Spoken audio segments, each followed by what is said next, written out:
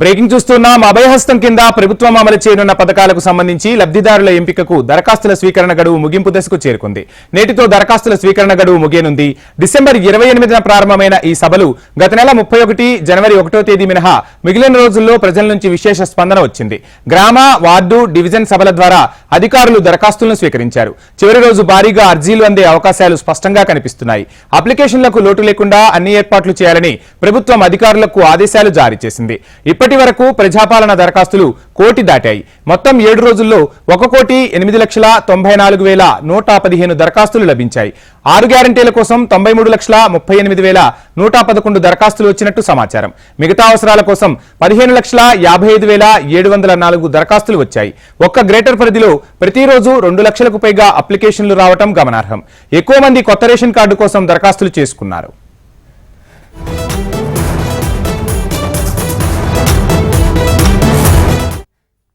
ఇక ప్రజాపాలన సభల్లో స్వీకరించిన దరఖాస్తుల్ని కంప్యూటరీకరించేందుకు ఏర్పాట్లు ముమ్మరంగా సాగుతున్నాయి. ఇందుకోసం జిల్లా కేంద్రాల్లో డేటా ఆపరేటర్లకు శిక్షణ ఇచ్చారు.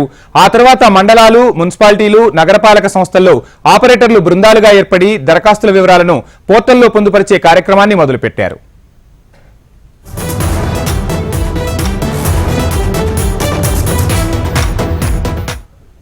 ఇక దరఖాస్తుల ఆన్లైన్ ప్రక్రియ పూర్తయిన వెంటనే సంబంధిత అర్జీదారు మొబైల్ నెంబర్కు సందేశం పంపించనున్నారు. ఈ నెల 17 వరకు అన్ని దరఖాస్తులను కంప్యూటరీకరించాలని కలెక్టర్లను సర్కార్ ఆదేశించింది. సంక్రాంతి పండుగలోపే దరఖాస్తుల ఆన్లైన్ ప్రక్రియ పూర్తి చేసేలా అధికార యంత్రాంగం సమాయత్తమవుతోంది. ఇప్పటి వరకు దరఖాస్తుల స్వీకరణ పూర్తయిన గ్రామాలు, పట్టణాల్లోనూ చివరి రోజు అధికారులు అర్జీలు తీసుకోనున్నట్టు సమాచారం. ఇక ఇదే అంశానికి సంబంధించి మరిన్ని డీటెయిల్స్ మా ప్రతినిధి ఆర్కే అందిస్తారు. ఆర్కే, చూస్తున్నాం, ప్రభుత్వం ఎంతో ప్రతిష్టాత్మకంగా తీసుకున్న ప్రజాపాలనకు విశేష స్పందన లభించినట్టు తెలుస్తుంది. అప్లికేషన్లు కూడా భారీ సంఖ్యలో వచ్చినట్టు తెలుస్తుంది. మొత్తంగా అప్లికేషన్లను స్వీకరించిన తర్వాత అధికారులు ఏం చేయబోతున్నారు, ఎప్పటి వరకు అర్హులను ప్రకటించే అవకాశం ఉంది, ఓవరాల్ గా ప్రజాపాలనకు సంబంధించి అప్డేట్స్ ఏంటి ఆర్కే? వంశీ, ఏదైతే ప్రభుత్వం ఎంతో ప్రతిష్టాత్మకంగా ప్రజాపాలన అయితే ప్రవేశపెట్టడం జరిగింది. ఈ నెల అంటే డిసెంబర్ 28వ తేదీన ఈ ప్రజాపాలన ప్రారంభమైంది. ఈ రోజుతో చివరి రోజు కాబోతోంది. అయితే 31, 2 రోజులు మాత్రం సెలవు దినంగా ప్రకటించడం జరిగింది. ఆ తర్వాత మాత్రం యథావిధిగా మిగతా అన్ని రోజులు కూడా కార్యకలాపాలు అయితే కొనసాగాయి. దాదాపుగా గ్రేటర్ పరిధిలో అంటే 150 వార్డుల పరిధిలోనే దాదాపుగా 25 లక్షల అప్లికేషన్లు ఈ రోజుతో పూర్తిగా వస్తాయని ఒక అంచనా అయితే ఉంది. మరోవైపు ఎక్కడ కూడా ఎలాంటి ఇబ్బందులు లేకుండా అన్ని ఏర్పాట్లను చేశారు. దీనికి సంబంధించి కూడా మొత్తం ఈ 10 రోజుల వ్యవధిలో కూడా ముందుగా హెల్ప్ డెస్క్ అయితే ఏర్పాటు చేయడం జరిగింది. అంటే ఎవరైతే వస్తారో అప్లికేషన్లు ఇవ్వడానికి వాళ్ళకి సంబంధించిన పూర్తి సమాచారం కానీ వాళ్ళకి ఎలాంటి అనుమానాలున్నా కూడా పూర్తిగా నివృత్తి చేసేందుకు హెల్ప్ డెస్క్ అయితే ఏర్పాటు చేయడం జరిగింది. అక్కడ అప్లికేషన్లకు సంబంధించిన పూర్తిగా కూడా ఎవరైనా ఫిల్ చేయడం రాని వాళ్ళు ఉంటారో వాళ్ళకి సంబంధించి మొత్తం అక్కడ ఫిల్ చేసి ఇక్కడికైతే తీసుకోవడం జరుగుతుంది. అయితే ఇప్పటి వరకు కూడా ప్రతిరోజు కూడా అంటే పథకం ప్రారంభమైన దగ్గర నుంచి కూడా మనం చూసుకుంటే ప్రతిరోజు 2.5 లక్షలు అంటే 2 నుంచి 3 లక్షల అప్లికేషన్లు అయితే ప్రతిరోజు అయితే రావడం జరుగుతుంది. ఈ 3 లక్షల అప్లికేషన్లకు సంబంధించి కూడా ఎక్కువగా కూడా 7 సర్కిళ్ల పరిధిలోని ఏదైతున్నాయో వాటి పరిధిలోనే ఎక్కువగా కూడా రావడం అయితే జరుగుతుంది. దీనికి సంబంధించి కూడా ప్రత్యేకంగా మహిళలకి సంబంధించిన ఏర్పాట్లు కూడా చేయడం జరిగింది. అలాగే జనరల్ కి సంబంధించిన ఏర్పాట్లు కూడా చేయడం జరిగింది. సో ఒకసారి అప్లికేషన్లు ఫిల్ చేయడంతో పాటు ఎక్కువగా కూడా దేనికి అప్లై చేశారండి? దేనికి అప్లై చేస్తున్నారు? ఇది గృహలక్ష్మి దానికి స్కీమ్. బాగానే ఉన్నాయండి. రెస్పాన్స్నెస్ బాగుంది. అందరూ బాగా రెస్పాండ్ అవుతున్నారు. వచ్చి 15 మినిట్స్ అవుతుంది. మేడం, అసలు మొత్తం మొదటి నుంచి మీరు చూస్తున్నారుగా అప్లికేషన్లు ఇక్కడికి ఏ విధంగా వస్తున్నాయి, ఏ సంఖ్యలో వస్తున్నాయి? అప్లికేషన్స్ అన్నది ఇప్పుడు ఇక్కడ 4 కౌంటర్లు ఉన్నాయి సార్. పర్ డే అన్నది ఒక కౌంటర్ లో 100 బిలో అంటే 70 నుంచి 100 వరకు వస్తున్నాయి సార్ డైలీ.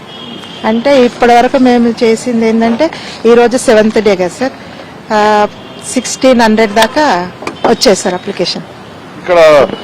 ఇక్కడ అంటే ఎలాంటి జాగ్రత్తలు తీసుకున్నారు? ఎక్కువ మంది ఒకేసారి క్రౌడ్ చాలా ప్రాంతాల్లో కనిపిస్తుంది. ఇక్కడ మాత్రం ఒక పద్ధతి కనిపిస్తుంది. క్రౌడ్ ఎలా మెయింటైన్ చేస్తున్నారు? ఇక్కడ క్రౌడ్ అన్నది ఇప్పుడు మాకు 4 కౌంటర్లు ఉన్నాయి కాబట్టి చెప్తే లేడీస్ కి 2 ఉన్నాయి సార్, జనరల్ ఒకటి ఉంది, రేషన్ కార్డు అనేది ఒకటి ఉంది కదా, కాకపోతే వచ్చినప్పుడైనా లంచ్ తర్వాత క్రౌడ్ పెరుగుతుంది సార్. కాకపోతే ఒక సిస్టమేటిక్ గా మాకు జిహెచ్ఎంసీ ఉన్నారు కదా, వాళ్ళు లైన్ గా నించోబెడుతున్నారు, మేము తీసుకున్నాము. ఎంత క్రౌడ్ అయినా సార్ లంచ్ బ్రేక్ లో అయినా కూడా కవర్ చేస్తున్నాం. మీకు వస్తున్న అప్లికేషన్ లో ఎక్కువగా కూడా దేనికి సంబంధించి వస్తున్నాయి అంటే మిమ్మల్ని డౌట్స్ అడుగుతున్న వాటిలో కూడా ఎక్కువ దేనికి సంబంధించి అడుగుతున్నారు? మాకు ఎక్కువ డౌట్స్ అంటే ఏం లేదు సార్. గృహలక్ష్మికి వస్తుంది సార్ 2500 స్కీమ్ ఒకటి, గ్యాస్, ఇంకా కరెంటు బిల్ అయితే తక్కువనే కానీ అవి రెండు అయితే ఎక్కువ వస్తున్నాయి సార్. సో అంటే ఇందులో మీకు వస్తున్న అప్లికేషన్ లో మహిళలు ఎక్కువ వస్తున్నారు, పురుషులు ఎక్కువ వస్తున్నాయి? మహిళలే సార్, ఇది మహిళల స్కీమ్ కాబట్టి ఎక్కువ మటుకు మహిళలే. మహిళలు ఒక 50%, ఎంత 100 లో వాళ్ళు చూస్తే ఒక 80% వస్తే 20% జెంట్స్ వస్తున్నారు. కొత్త రేషన్ కార్డులకు సంబంధించి ఏంటి మేడం అప్డేట్? కొత్త రేషన్ కార్డ్స్ ఎక్కువ వస్తున్నాయి సార్. డైలీ అవి 140-150 దాకా వస్తున్నాయి సార్ అప్లికేషన్స్. ఇవి బిలో 100 అయితే అవి 100 అబో. ఈ అప్లికేషన్ ఇచ్చేటప్పుడు కొంతమంది కన్ఫ్యూజ్ అవుతున్నారు, అంటే ఏ ప్రూఫ్ పెట్టాలనే దాంట్లో చాలా మంది కన్ఫ్యూజ్ అవ్వరు. ఇక్కడ ఎలాంటి ప్రికాషన్స్ తీసుకున్నారు? కన్ఫ్యూజన్ అయితే మా దగ్గర లేదు సార్. మేము క్లియర్ గా అక్కడ హెల్ప్ లైన్ లో చెప్తున్నాము ఏమేమి పెట్టాలనేది. ఎక్కువ మటుకైతే ration card, Aadhaar card. Ration card లేని వాళ్ళు మాత్రం రేషన్ కార్డు అనేది అప్లికేషన్ చేసి ఇది చేస్తున్నారు సార్. రేషన్ కార్డు సంబంధించి వైట్ పేపర్ మీద రాయాలా లేకపోతే ఎట్లా వస్తుంది? రేషన్ కార్డు అనేది వైట్ పేపర్ మీదనే రాయాలి సార్. వైట్ పేపర్ మీద రాసి దానికి టోటల్ ఫ్యామిలీ ఆధార్ ప్లస్ ఏదన్నా మనకు ఐడి ప్రూఫ్, కరెంటు బిల్ అయినా గ్యాస్ బిల్ అయినా. మొత్తానికైతే అప్లికేషన్ సంబంధించి కూడా మొత్తం ఇక్కడ ఈ పరిధికి వచ్చేసరికి మాత్రం మొత్తం కూడా చేస్తారు. అలాగే రేషన్ కార్డుకి వచ్చేసరికి మాత్రం ఈ లోపల ఏదైతుందో ఈ లోపలైతే రేషన్ కార్డుకి అయితే అప్లై చేస్తారు. సరే, దీనికి సంబంధించి మొత్తం అప్లికేషన్ ఫామ్ ఫిల్ చేయడం కావచ్చు, లేకపోతే తదితర అన్ని విషయాల్లో కూడా మొదటి నుంచి జాగ్రత్తలు తీసుకున్నారు. ఈ రోజు అన్ని ఏవైతే వార్డ్స్ పెట్టడం జరిగిందంటే మొత్తం గ్రేటర్ పరిధిలో 600 పెట్టడం జరిగింది. ఆ తర్వాత మరొక అవసరాల నేపథ్యంలో 48 అయితే పెంచడం జరిగింది. మొత్తం 648 కౌంటర్స్ అయితే ఏర్పాటు చేయడం జరిగింది. సో దీనికి సంబంధించి కూడా పూర్తి జాగ్రత్తలు తీసుకుంటున్నామంటూ కూడా ఇప్పటికే జిహెచ్ఎంసీ కమిషనర్ రొనాల్డ్ రోజు చెప్పడం జరిగింది. అలాగే రవాణా శాఖ మంత్రి హైదరాబాద్ ఇన్ఛార్జ్ గా ఉన్న పొన్నం ప్రభాకర్ కూడా పూర్తి స్థాయిలో అన్ని కౌంటర్లను తిరుగుతూ ఎక్కడికక్కడ ఆయన మొత్తం కూడా పర్యవేక్షిస్తున్న పరిస్థితి కనిపిస్తున్నాం. ఒకసారి మరికొంతమందితో కూడా మాట్లాడించే ప్రయత్నం అయితే చేద్దాం. స్వామి, దేనికి అప్లై చేస్తున్నారు? ఏంటంటే రేషన్ కార్డు గురించి. రేషన్ కార్డు ఏమేమి తీసుకొచ్చారు? Ration card apply just application form తీసుకొచ్చాము. జస్ట్ ఇన్ఫర్మేషన్ కి వచ్చాను ఏమేమి కావాలి అని డౌట్స్ క్లియర్ చేసుకొని వచ్చాము. అంటే అదొకటేనా, మిగతా ఏమైనా పథకాలకు సంబంధించి కూడా అప్లై చేస్తున్నారు? మీటింగ్ అప్లై చేయలేదండి. ప్రజెంట్ రేషన్ కార్డు ఉంటేనే ఇస్తామన్నారు కాబట్టి ఫస్ట్ రేషన్ కార్డు అప్లై చేస్తాం.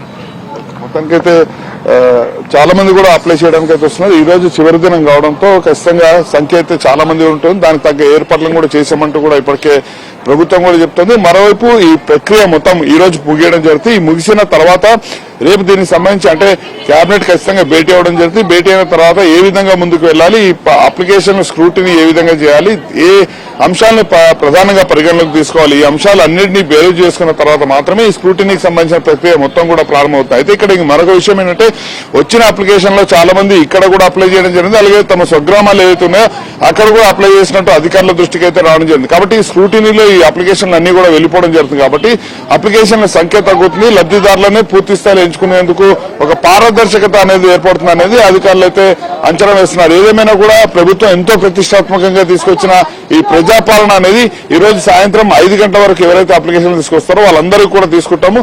5 గంటల వరకు కూడా ఎవరైతే లబ్ధిదారులు ఉంటారో ఖచ్చితంగా వచ్చి అప్లై చేసుకోవాలని అయితే ప్రభుత్వం వాళ్ళందరినీ కూడా కోరుతున్న సిచ్యువేషన్ కనిపిస్తుంది. వంశీ, ఆర్కే, చూస్తున్నాం మీరు చెప్పినట్టు గ్రేటర్ పరిధిలోనే కాకుండా గ్రామాల్లోనూ అదేవిధంగా నగరాల్లో కూడా పెద్ద ఎత్తున రెస్పాన్స్ అనేది వచ్చింది. ఇప్పటికే 1 కోటికి పైగా దరఖాస్తులు కూడా ప్రభుత్వానికి అందినట్టు తెలుస్తుంది. మరోవైపు ప్రజలు కూడా ఆసక్తిగా ఎదురు చూస్తున్నారు. ఈ గడువును పెంచే అవకాశం ఏమైనా ఉందా? అంటే నిరంతరం ప్రజాపాలన కొనసాగేలా అధికారులు ఏమైనా చర్యలు తీసుకుంటూ ఉన్నారా? కొన్ని కొత్త రేషన్ కార్డులకు సంబంధించి కావచ్చు, లేదా కొన్ని పథకాలకు సంబంధించి ఇంకా ఎవరైనా అప్లై చేసుకోవాలి అంటే వారికి ప్రభుత్వం ఏం చెబుతోంది?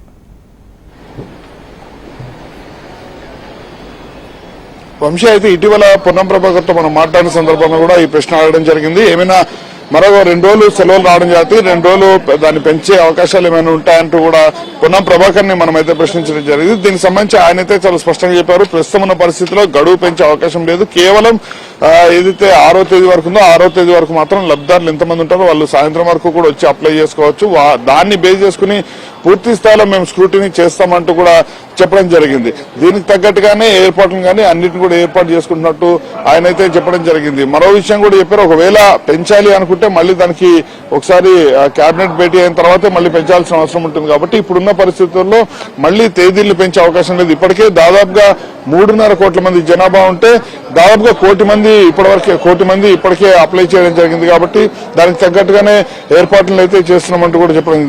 ఏదేమైనా కూడా మొత్తంగా అయితే దాదాపు 1 కోటి అప్లికేషన్లు రావడం జరిగింది. సో ఈ రోజు సాయంత్రం లోపల ఇంకా ఎన్ని అప్లికేషన్లు వస్తాయనేది చూడాల్సి ఉంటుంది. దాదాపుగా 1,20,00,000 వరకు కూడా వచ్చే అవకాశాలు ఉన్నట్టయితే అధికారులు భావిస్తున్నారు. ఇది అయిన తర్వాతే స్క్రూటినీ ప్రక్రియ అయితే ప్రారంభమవుతుంది. Vamshi, thank you RK.